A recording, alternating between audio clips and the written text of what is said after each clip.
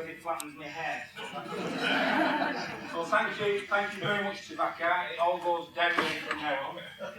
Thank you to Eva and Karen and Des, because they've been amazing ever since I got here, and obviously put a lot of effort into tonight. And thank you for everybody for coming, because if you weren't here, frankly, I wouldn't bother doing it. I'm going to talk for an hour about me. I'm going to try and explain what I think practice is, what I've come to understanding as practice. I won't be telling everything about what I do. It was very kind of Becky to include quite a few things in there that maybe elucidate a bit on what's going on ahead of me. But I'm going to start with my very personal practice. So, why throw a brick when you can make paint out of it? That was a full brick at one point of its history. This is it now. If I can just get this on here. There it is now. That's 3 years later, really. So far I've got that far. It's a very slow process of making paint out of the brick, and I've got a very strong suspicion that it won't actually work. Anyway, we try. And part of the reason for doing it is the trying. So I'm just going to put a little bit of brick dust in there, because one of the very wonderful things that I found out about whilst I've been trying to do this. When I say I've been doing it 3 years, I obviously don't sit in the office every day and try to make it. But the point is, it's a fusion of earth and fire already, and those are not elements that fit well together. So we've fused those two elements already. That's why it's such an awkward material. If it wasn't fired, it'd probably be a lot easier to make paint out of it. The nice thing about it is that when you do that, it starts to make it smell like a furnace. Just to confirm, he's an honest fella. Yes, absolutely. So you actually get a release of all of the other elements that are in the brick by trying to reduce it, deconstruct it, and turn it into, I suppose, the equivalent scale of pigment. So that's me. That's what I do on my own. I'm going to leave the brick there for just as a little reminder and all the rest of it. The next bit's going to take 6 minutes and 10 seconds. And I'm going to talk about colour. Colour is a source of universal truth. Insofar as one of the obsessions is looking for colour in the environment, and looking for colour in the physical environment and in the ambient environment. I'm part of why I'm interested in it is because it's non-precise. So it's not necessarily a journey so much as an odyssey. I'm not trying to find out anything, I'm trying to uncover little bits of things and give yourself materials to play with and stuff like that. So it's to do with interdeterminacy, but also to do with identity. So if we discover colour in a place, it gives us a sense of linking to that place. It's a sensation that links you directly into a physical environment, and that in itself is quite useful. This colour belongs to brick.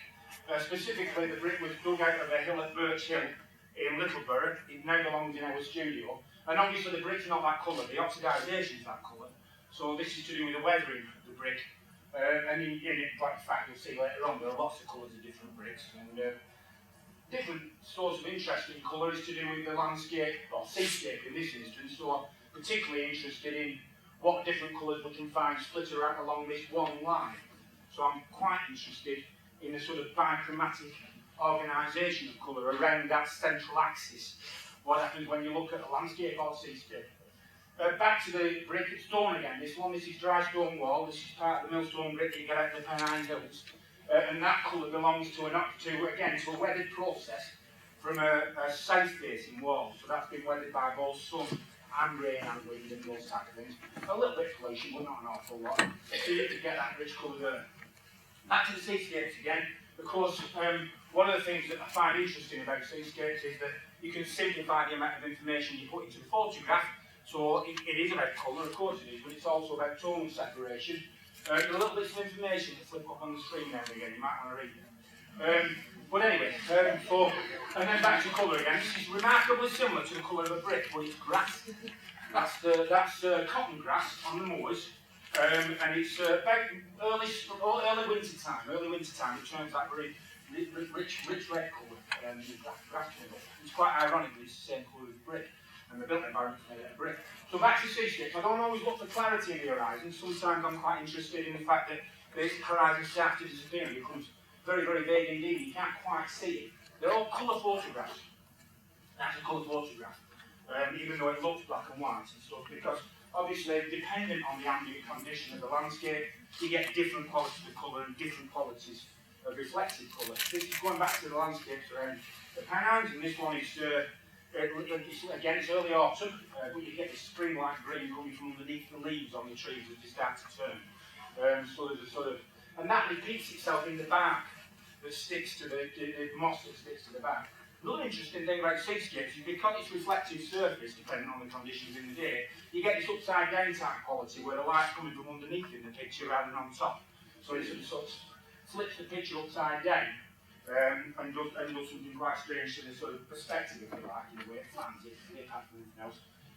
And then back to the colours. And on the dry stone wall, the different faces mean you get different qualities of colour. So you get these nice rich browns. It should be sort of blackish. Blackish greyish, but you get these very, very nice sort of tints that's halfway towards brick from the walls there. And then, yeah, and then the other thing, right, okay, so obviously colour in the landscape is very dependent on time of day, very dependent on time of year, very dependent on the angle of the sun. And again, I haven't adjusted anything, that's what comes through the lens, so that's what ends up in the back of the camera. And obviously when it prints slightly different as well. Different thing going on there. This is very, very bright green, and it's because the wall is a north-facing wall. Again, it's a millstone brick wall. It never seen sunlight, this wall, because obviously it's north-facing, it's in the Pennines. It's damp most of the time, very moist most of the time, and you get these really rich, bright greens, which we actually see the light in the room. Kills it a little bit when it's rich. And going back to the Pennines again, but this time again it's a landscape, this one. And what are you finding in the winter time, particularly when the hoarfrost is on the ground, and this is heather, that actually you can't really, tonally it's quite difficult to distinguish between the sky and the ground, apart from the texture, obviously. And again, it's a colour photograph, even though it looks black and white. And there's some ambient colour that's reflected off the water, and that sort of Pennine stream, babbling away there, catching the light, throwing it back at the camera, and therefore you get this. Again, strangely close to some of these stone colours actually. That are there. There's a lot of harmonies in the colour, to be honest, on the Pennine. Just a lot of harmonies. Different time of the year, back to this is sort of non-grazed land really. It's grass obviously, but it's non-grazed, so it's not necessarily been subject to agricultural interference. And it's certainly not bracken and it's certainly not heather. But again, it's actually a blue sky that. But of course, because of the influence of this colour, it doesn't look blue. That's interesting. And then back to the landscape again, but this time the grass, not stone, grass, because it's on peat. And of course later on in the summer, as the peat drains, then the grass loses some of its colour and you get this really beautiful sort of, quite a vague sort of stone look happening. And that's the paint that doesn't, you can see it doesn't work very well, because you can see the sort of grainy bits inside there. I mean, I'm getting there, it's just a matter of being patient with it and trying to get to the point where it will sort of be quite smooth, I suppose. And that's me on my own, that's what I'm doing on my own. The next bit that I want to talk about is practices that I do in collaboration with another artist, because as Vakar said earlier, I'm quite interested in the collaborative process. So this next set of slides is part of, very, very small part of a collaboration that's been going on for 14 years now. So we started messing about with colouring the landscape with a shared interest 14 years ago for the Year of the Artist. That was funded by the Arts Council of England. And we weren't interested in colour necessarily as the main starting point. We were interested in investigating the landscape. But as a consequence of doing it, we ended up with this colour palette, very, very thin colour palette, with only about 5 or 6 colours in it, all taken from the landscape, and we turned into a design for a woven cloth. And then the idea occurred to us that actually what we could do is make clothing out of the woven cloth, so that you were wearing a representation of the landscape. So it's like wearing a landscape painting, if you like. The idea being that once we'd made the clothing, that the people, if you like, audience, public, whatever you want to call them, could become part of the artwork and wear the clothing in the landscape, in the specific landscape where the colours came from, and activate the work. Of course, nobody did it, because it was, possibly they didn't like the Arts Council, I'm not sure, but anyway, they weren't very keen on wearing the clothing in the first place. This is a different, a few years later, 2005, we started looking at a different environment. This one's in Salford. You can see from the photographs, we're taking photographs of brick walls. I'm obviously very keen on bricks. One of the nice things that happens in Salford, and one, two other times as well, is people paint the brick walls brick colour. you know what I mean? Which is a really sort of cool concept. So what we found was that we were quite interested in making paint out of those colours so that you could paint the inside of your house the same colour as the outside of your house. Which again, is sort of crap idea and nobody wanted to do it. And they're all, some of the colours, of course, are not necessarily brick red. Some of them are blues and greens and stuff like that, again, because of weathering. But given that nobody actually lived there wanted to do it, architects did. So this is an architectural company came and put this big new building in, the Innovation Hub, and they used the colour palette and they wrapped it around the outside of the building and around the inside of the building. So it's like one piece of integrated public artwork that we were quite pleased about. We've never done anything like that before, and because it wasn't us who did it, it was even more useful. And then the local school group, we started working with a local school group, pupils obviously. This is Sam, who's another collaborator. And we were making nail varnish that was brick colour. Clearly that's not brick colour, the prototyping wasn't that good, but we did get there in the end. And one of the nice ideas about this one was that the pigment, the dye that was in the nail varnish was photochromic. So even though they were school kids and weren't allowed to wear nail varnish, when they were in school, you couldn't see it. When they went into the playground and the sunlight came out and all the rest of it, it turned brick red. So that was pretty good because they didn't have to break the school rules to do it. We couldn't get to manufacturing stage because the testing cost about £500,000. Literally £500,000. But we did get to this point where we prototyped and we all went to an international conference and they gave a little bit of a talk about the project at the international conference. They spent 2 years doing that, after school, weekends, that type of thing. So they're pretty committed to it. And it, you know, I think the experience for all of us was very educational, really. This is Littleborough again. So this is a project funded by the Littleborough Arts Festival. So that's a local community organisation who've raised money to pay for us to mess about with colour, which I'm very, very grateful for. Me and Maxine have been doing this for nearly 20 months now. We've got a single palette of pigment colours. We've been researching with cameras, with colour cues, with children's paintings, with all sorts of things, contributing into the massive knowledge bank, or if you like, data resource, about colour in the environment. And from all that, and there are a lot of them, we've reduced it down to these 12 colours, and on this is a paint card. You can take this to your local paint shop and you can get those colours mixed because the codes are on the paint card. And there's a little clue as to where the colours have come from in the environment. And actually, surprisingly, people have done this. And there we are, we made a little bit of an example of it in the local art gallery where we just sort of showed what you could do in your own home by using the colours. This is a sort of fast sculpture kit. We made these little blocks that if you're not very good at sculpture, you can make sculptures of your own environment out of our little blocks and it doesn't take very long. We've been working at a serious point of the whole process really. We started to work more and more with creative individuals. This is a project we've done with a local fashion designer. Just one set of colours are dyed.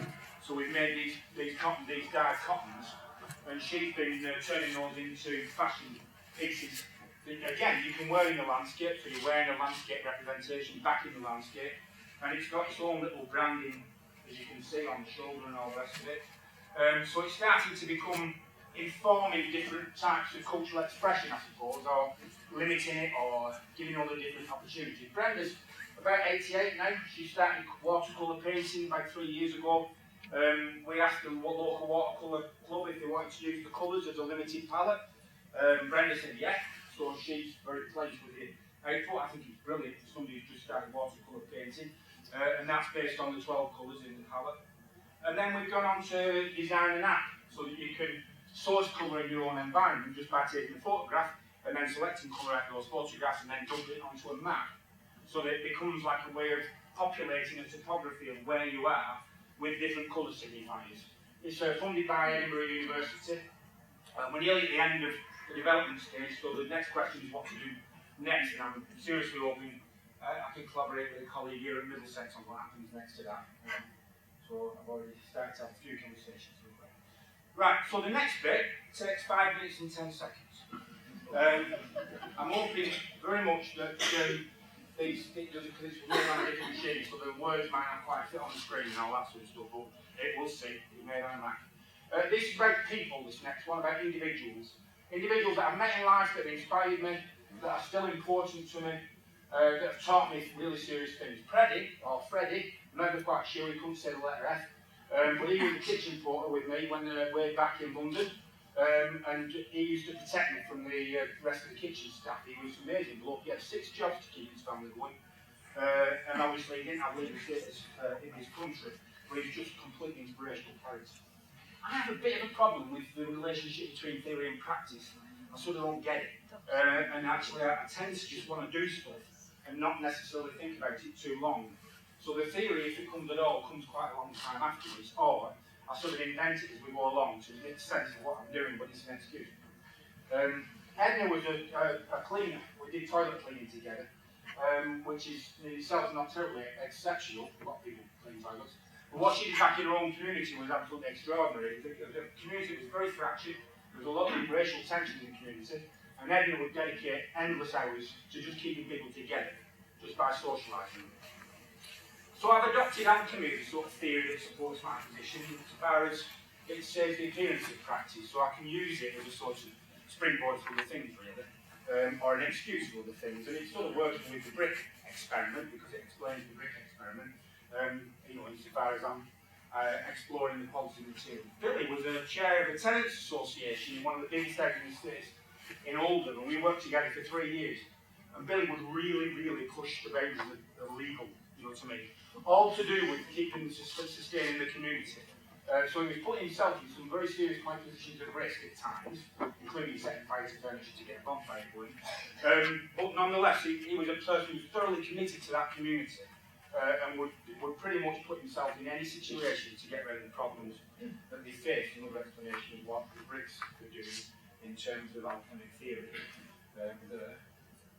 Next slide, please. Dorothy, it does say Dorothy, I've said that problems with the text. She had 14 children and 27 grandchildren, and she was on Limeside Haven Estate, so I worked with Dorothy as well for 3 years. She was the secretary of the Tenants Association. Everybody would go to Dorothy for stuff. She knew everything there was to know about everything apart from contraception. She was like the volunteer youth worker on the estate, which was, nobody would go on the estate. Professional people didn't go on the estate because they were scared. So they had everybody to do stuff for themselves. And Dorothy was the volunteer youth worker with 27 grandchildren. She knew a bit about that. That's the relationship with the icons, obviously. You know that. Kevin, he runs a magazine, a local community magazine, and which only tells positive stories about the community. And he's set it up himself, and he runs it himself, and he's unemployed, and he ain't got any money. But basically, if you put that address where he lives on your CV, you don't get an interview, let alone a job. So he thought, well, in terms of reputation building, I can do that reputation building stuff. I'll put media out there that tells good stuff about the estate, not lies, good stuff, real stuff. And he's been doing that for the last 6 years, Kevin. So he's committed to it, obviously. That's the relationship of the elements around the planet. Might explain why. Arimma, I'm going to talk about again in a little while. Arimma watched a friend get shot 12 times in front of her in the street, and obviously he died from it. But she didn't quite understand what was going on at the time because they didn't know the character who shot him. But the basic output of all that was that she's dedicated the rest of her life to trying to resolve issues of gun crime in the local area. And in a way, it's as futile as trying to make a piece of paint out of a brick. You're never going to find the answer, you're never going to find the solution, but that's not the point. The point is trying, is creating practice. She's creating practice. She created 6 charities so far since 2003, all of which are convening around this one issue and giving multiple solutions to the problem. Hessel lives in one of these flats, I think. Can't remember that one, I think. And he's created a European network of tower twinning network, a vertical village community. So again, unemployed, but he drove himself to Europe, told me what he did, a European network, got himself involved in stuff, and now actually that network should, if it works according to plan, start to exchange information about things like fuel poverty and food poverty and all sorts of stuff, so that people can exchange their own wisdom in the process of survival and bettering people's lives. Bill used to work in the shipyards up in Salford Keys. Then he spent some time in prison for being naughty. And then when he came out, he found out he was illiterate. So he set up an education group for ex-offenders, working on the basis that if people are illiterate, commit offences because they're illiterate, then why don't they teach themselves a few things? And that's the painting production and use. It's a bit of a boring painting because I've only got one colour. But nonetheless, you know, it's small steps towards things, isn't it, and stuff like that. But, you know, at least I know what it looks like when you apply it to a surface.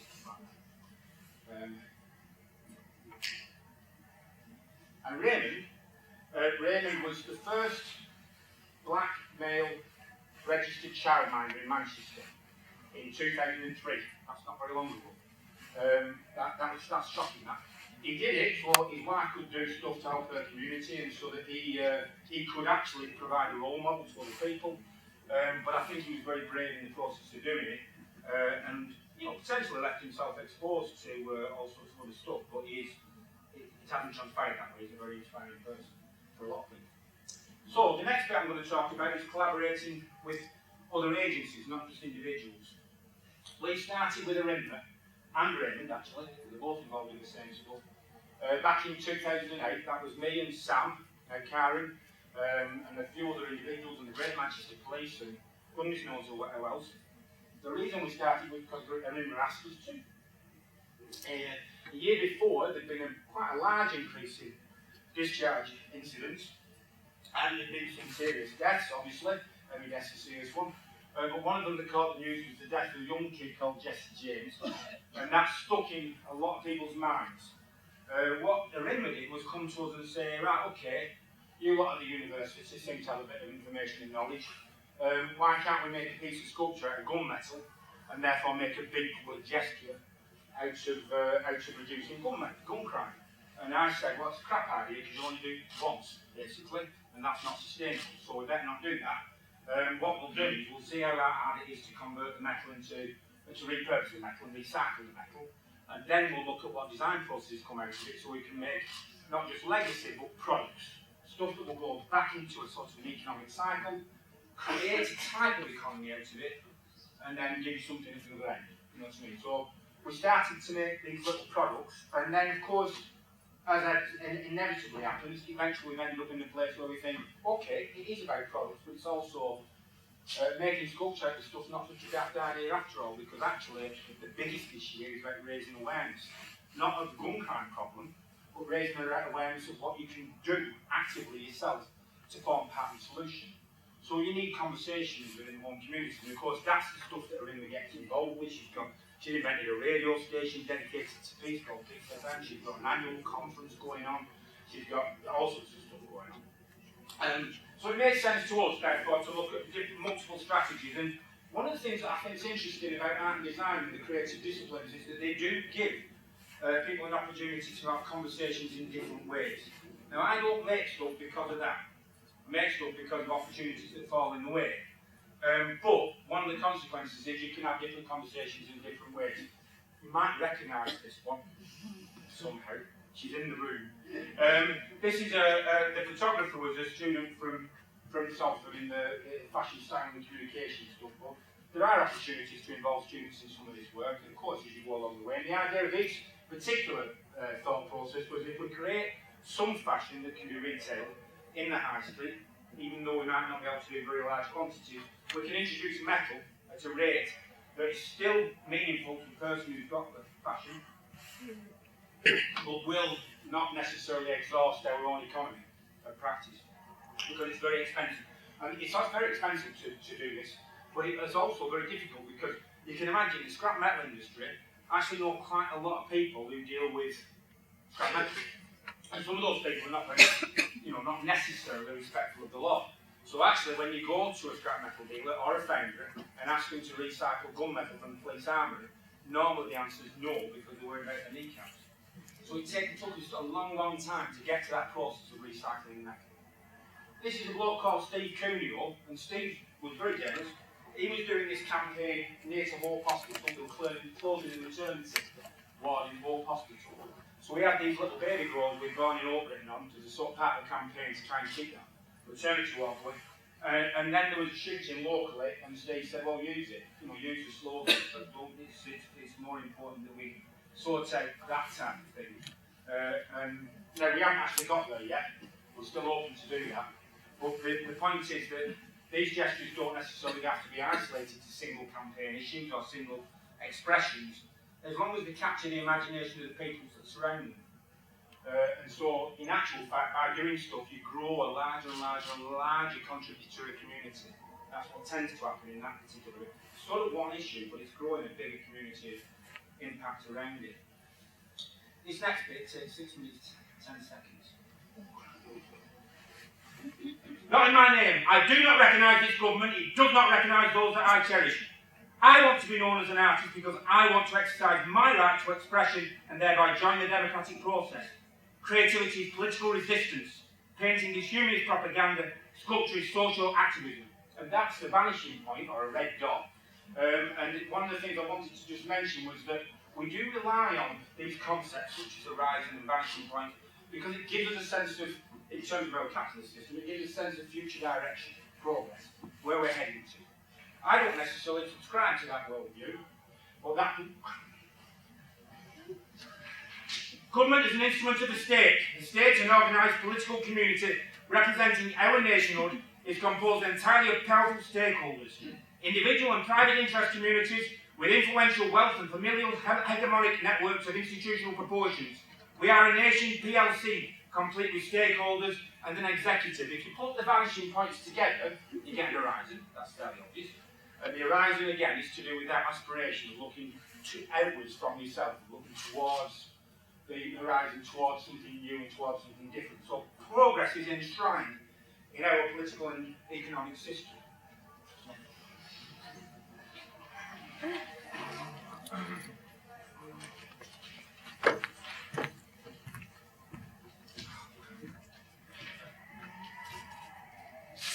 No, I've lost it. Oh. Right, so this is an alternative view that you look at the Earth holistically as a homeostatic system, one that's kept in balance.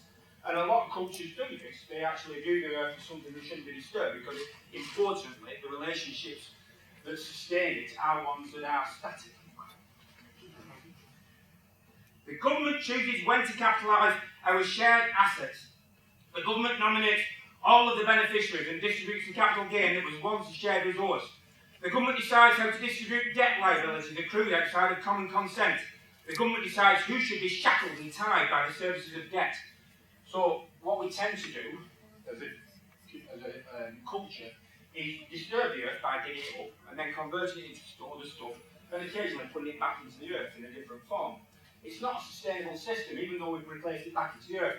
Waste will eventually erode our society. So the professional political elite decide their own systems of subsidy. Who should benefit from investment? Who should be patronised and who should be indebted? They decide the morals that define criminality on the basis of their hegemonic masculinity. Who commits enterprise and who commits crime? What practices will matter? The other thing they do is not just put it in the earth, and they build walls. And of course, walls become part of the system of protection. They become barriers and boundaries, the ways of keeping people out and ways of keeping people in. But they also block the horizon, interestingly enough. Obviously, you've got wall in front of you, you can't see the horizon, and you're supposed to aspire to get there first this time. Our professional politicians have revisioned professional government as the predominant instrument of state and legislative oversight. They give the appearance of democratic representation. Their objective is to sustain robust privileges for the next generations of their own seed, and the next, and the next, and the next. One thing I've decided to do, because I can't fight the political system, is position chairs so that you don't look at the horizon. So you can see, the horizon is behind the chair, so when you're sitting in it, you're not looking at the horizon, you're looking in the opposite direction.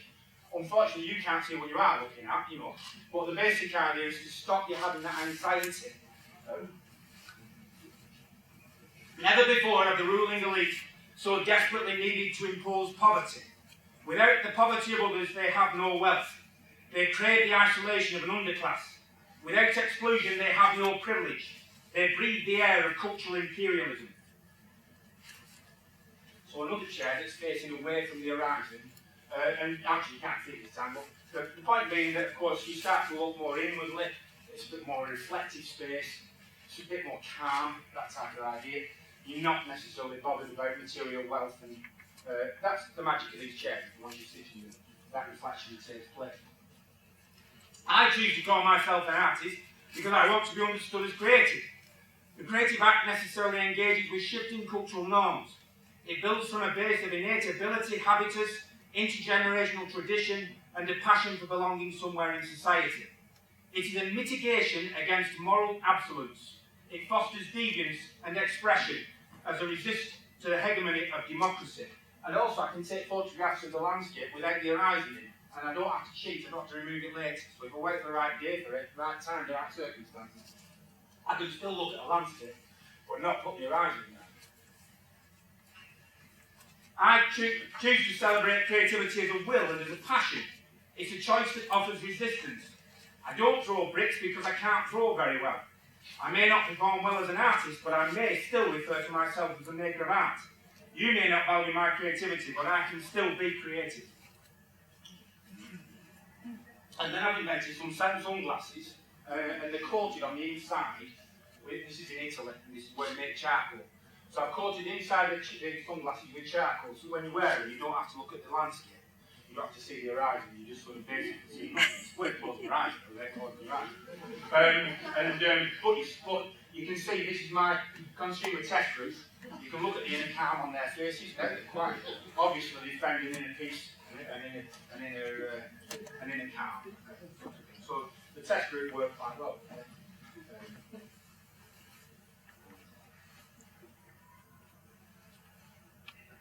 So the next bit is about me working with large groups of people. And these are indeterminate groups of people because I don't know what we're doing. And I don't know where we're going with it, and I don't know when we'll finish.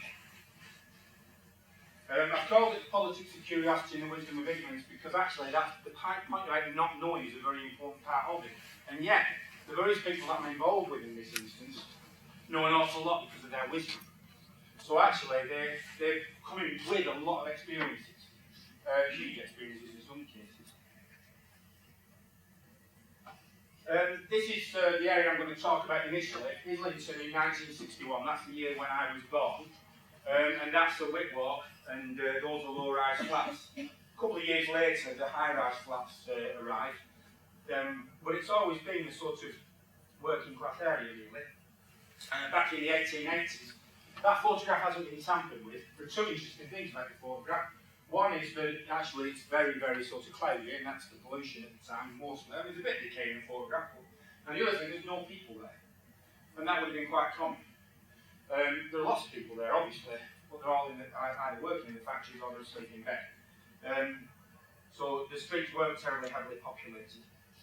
There's been a dig recently in Salford, and they found these cellar dwellings. They knew about the cellar dwellings, but the interesting thing about them was there's no artefacts in the diggings, in the archaeology. So actually, then you've got to ask yourself why there are no artefacts. And surely if there were cellar dwellings, people would have left stuff behind. The reality was, though, that families lived in there for 12 hours a day, and then another family came and lived in there for 12 hours a day, and the other 12 hours they were working in the factories. So they would just swap over shifts and stuff like that in the day. Again, feel free to read the information that comes with this. Islington Park, which is right next to the blocks, it wasn't ever a park. The local people campaigned for it to become a park, and because it's on a mass grave, 17,000 people died, mostly from cholera, but other conditions as well. And they were all health-related conditions. They weren't factory accidents. They were all to do with the health conditions at the time. So locally, even though people haven't necessarily lived there very long, some people have arrived very, very recently, there is this sense of respecting the tradition and history of that site. Of course, nowadays there are very few jobs on the estate, but nonetheless, it's about trying to capture some of that memory and some of that history. The lights in the tower block, that was a project done by a fellow called Alistair Spencer. He turned the tower block into a graphic equaliser. There was a sort of open mark at the bottom, so that when you sang or told poetry, the tower block lit up and you could see it right across Manchester and stuff like that, so that was quite cool. This is another creative project on the estate. I have to refer to the text on this one, but clearly, as we moved ever closer towards digital by default, 85% of the population are okay, but the other 15% aren't. They mostly live in inner cities, they mostly live in urban environments. And actually, your options are to go down to the library, get yourself logged onto a computer for half an hour, that's your limit, and try and get yourself registered for benefits in half an hour. Everybody knowing full well that it takes an hour to fill the form in. So locally, what people have done is put together, get a load of computers, set them up in a local centre, and teach one another how to use computers, and how to get online, and how to claim their benefit entitlement. This is another event on the estate. It's another event on the estate. We've got a film night this night, and some of it was creative film, some of it was about projects on the estate. Quite a lot of it was people's personal films. You know, the stuff you take as a family, and they got that converted and projected. That was really sweet, because of course you get different types of conversations then about memories and stuff like that. It is a shifting population, and one of the things that bothers people who live on the estates how to keep people living there longer.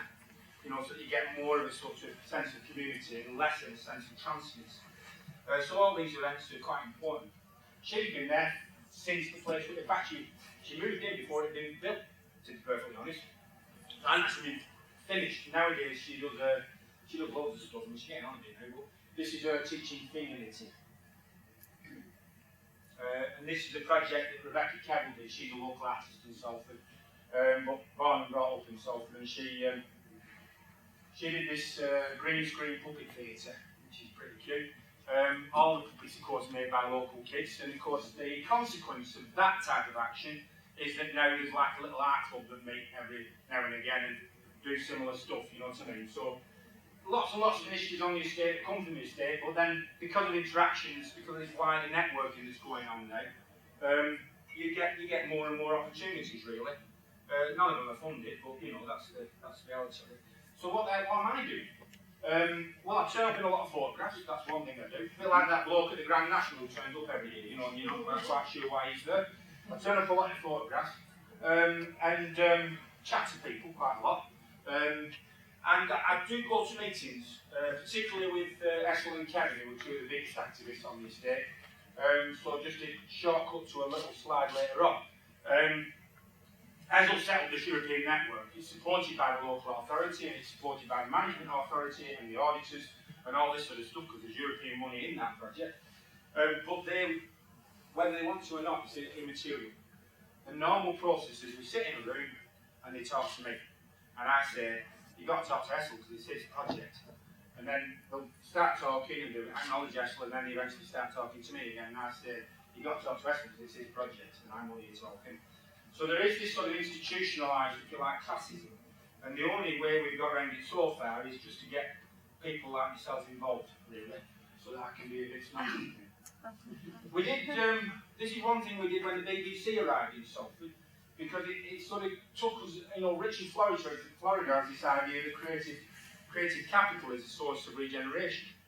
And yet when the BBC came, they completely ignored the creative and cultural capital of the city, set themselves up on the quays. Peel Media and Peel Holdings completely excluded everybody and employed a private security firm to keep them off various parts of the site. And it struck us that actually we were being overlooked. So what they did was, we got together 37 different organisations, all based locally in the city, and we just put on a festival. We didn't create anything new, we just created a programme from what was already there. One or two things. But mostly it was just recognising what was already there. So 50 different cultural events, none of which were paid for by anybody at the Arts Council or anybody anywhere else, but 50 events that regularly happen in the city. We created one programme, and of course, then all of a sudden, we didn't know this went on in Salford. We thought Salford, in actual fact, the Arts Council did a participation study back in 2009, the Arts Council participation study, and found that in super low output areas, as many as 75% of the population don't have any cultural participation. How does that happen? How can you go through life without any cultural participation? Does it mean that people stay in bed 24 hours a day, not getting out of the house? How did they manage to get through a day without cultural participation? What they actually meant to say was 75% of the population do stuff that we don't give a shit about. That's what they actually meant to say. There's no such thing as hard to reach communities. There are only communities that are very, very easy to ignore by politicians and institutions. This is Bill. You remember the bloke who was spent a bit of time in prison after he came to the dockyards? This is his model, a total engagement model. Bill teaches on the basis of Paulo Freire, so he sets up these schools of participation in communities, and they teach each other, obviously, teach each other through activities that are potentially part of the campaign activism, but also activities that are just generally contributing to society. And he's got the four corners in there: lifeline learning, educational establishments, well, I guess that's us, community activists, and practice environments. The basic idea is that they have to talk to each other. They can't just have the relationships, well, it goes back to alchemy really. They can't just have the relationships that join them. They've got to interrelate across distance. They have to talk to each other, or at least share platforms of activity. So I go back to John Ruskin, personally. I know that seems a bit odd, but I go all the way back to John Ruskin and the sort of educational theory of head, heart, and hand.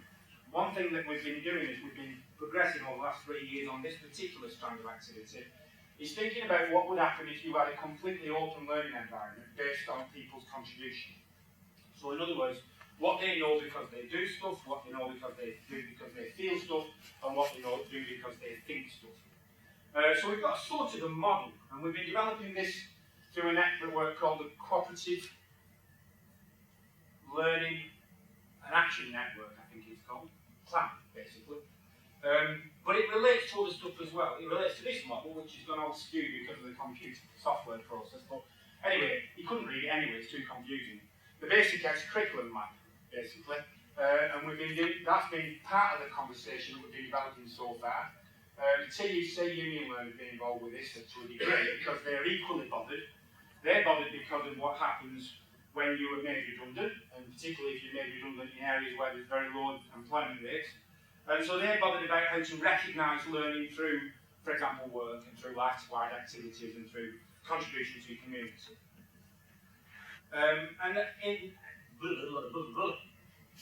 We've also been talking to Mozilla about their digital badge system. But in the process of doing it, we've been looking at what 360 assessment can do for communities who are self-sustaining or have that ambition to be self-sustaining. So this has been testing itself, but we've also been talking to people in Bradford about this. There's such a thing as a community university in Bradford, which is partially informed by the Tennis Association, the National Tennis Association, which Thatcher destroyed. And then it's also informed by more recent groups, the mining community and other people like that. They're all pretty much of the same sort of persuasion, really, that to get educational access, we have to recognise people's assets. It's not a matter of having a deficit and needing to learn stuff. It's a matter of recognising people's strengths, recognising their creativity, and then building on that. So, this goes back then to the Islington project, because actually at the end of the day, that's where we're sort of starting and ending, really. The consistent project that throughout these 3 years of working on the cooperative learning stuff has been Islington Estate. And partially there, it's consistent because Hessel is very determined that he's not going to be trapped inside any one problem, that he wants to deal with all the problems that there are all at once. And that's what the European Network's about, so that we share information about governance and about built environments and about social cohesion and sharing it in many different ways. These are all representatives from across Europe who came to Salford. They were supposed to come, the system's supposed to work if you visit each other and give each other advice. And the interesting thing about when they visited Salford is that it's the only one that's not led by the council, led by the management authority, the only one that's led by the community. The experts didn't know what to tell them. So you're doing it already, we don't know what to tell you, we haven't got any advice to give you. So these are all people who are unemployable because they haven't got the right skill set and the right qualifications. And yet apparently they're managing their own community very well. That's how you get a load of European bureaucrats to smile. You point the camera on, basically.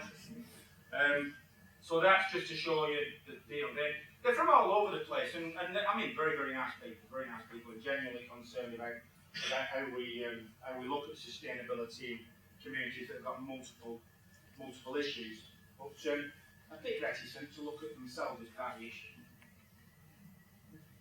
So one thing I'm doing, obviously trying to make gains out of my environment, but I've also decided that a very, very important part of this particular conundrum is people. So I've started to try and make gains out of people. Might not get very far here. In fact, I'll tell you what, it could be quite horrible, this process, so I'm not going to do it, but I'll just show you what is involved. Is that okay? Because we're nearly finished now. That's my pigment, skin. Right? That is specific. The only thing that you stand, because when I was growing up, you didn't really have artists, to be perfectly honest, they didn't exist.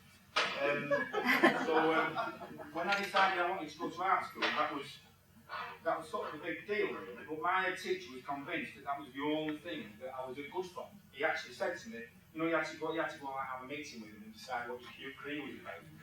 And every other kid got all this advice about universities and stuff like that, and I got, yes, art school, and it was possibly all. So I did, and but anyway, I'm past I went because, of course, in school you were told you were good at art, good at drawing or whatever else. But one thing that used to fascinate me quite a lot, even at that age, was that every time you came to do anything that involved painting people, you were always told about something called skin colour. And I could never work out what skin colour was. Well, you can big opportunity to find out. So I put it on the skin, and I reduced it down to a pigment, and all that sort of stuff. The ingredients that go in there, that's precipitate white chalk. That sort of extends the paint, if you like. It adds body to it. Doesn't have any colour to it. Once the oil goes in, it goes colourless. That's, I haven't melted it to be honest, but it needs melting and mixing with turpentine. That's bleached beeswax. That's bleached beeswax. And that goes in there to make it more buttery and give it more sort of colour. And then I've got other materials like the turpentine. Normally you use the turpentine as a dispersion material, so you put it into the pigment first, particularly if it's an unfamiliar pigment, let it evaporate, and it makes the material more absorbent for oil. And then you've got the refined linseed oil, which is what obviously makes it into paint. And once you get all that in there, you get your woolen slab, and you cram the oil into the material. This is why I'm going on with the brick, because you can't cram it into that material. Hopefully it'll work with skin, it's more absorbent. And then there you've got your paint.